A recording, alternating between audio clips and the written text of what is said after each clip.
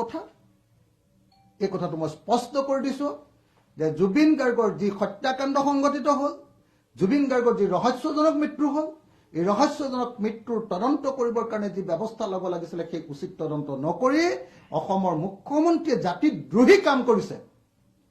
অসমৰ মুখ্যমন্ত্ৰীয়ে অসমীয়া জাতিক আকৌ কা আন্দোলনৰ নিচিনাকে প্ৰবঞ্চনা কৰিছে। অসমৰ মুখ্যমন্ত্ৰীয়ে সমগ্ৰ অসমীয়া জাতিক আকৌ এবাৰ কা আন্দোলনৰ নিচিনাকে আকৌ এবাৰ প্ৰবঞ্চনা কৰিছে।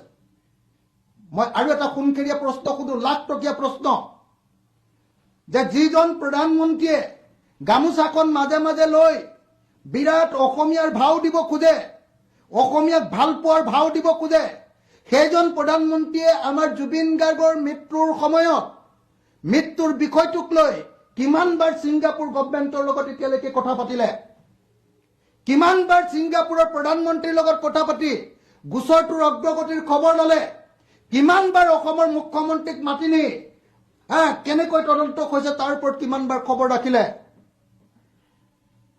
গতিকে বিজেপিৰ এই অসম প্ৰেম যে এটা ভুৱা অসম প্ৰেম, এওঁলোকে যে মিছা কথা কৈ কৈ প্ৰত্যেক দিনাই যে অসমৰ মানুহক একদম ঠগন দিছে, ৰাম ঠগন দিছে, সেই কথাটো যেতিয়া কওঁ তেতিয়াহ'লে মোক মানুহে বেয়া বুলি কয়। কিন্তু কথা এইটোৱে সত্য, আৰু যোনে বেয়া বুলি কওক ভাল বুলি কওক, জুবিন গাৰ্গক যি ধৰণে অন্যায় কৰিছে হিমন্ত বিশ্ব শৰ্মাই, জুবিন গাৰ্গৰ মৃত্যুৰ ঘটনাটোক লৈ যেনেকে ৰাজনীতি কৰিছে হিমন্ত বিশ্ব শৰ্মাই, বেলেগ কোনেও ৰাজনীতি কৰা নাই। অসমত জুবিন গাৰ্গক লৈ কেৱল আৰু কেৱল ৰাজনীতি কৰিছে হিমন্ত বিশ্ব শৰ্মাৰ বিজেপি আৰু RSS প্ৰথম দিনটোৰ পৰা, আন কোনেও কৰা নাই। এই কথাটো মই স্পষ্ট কৰি দিছো।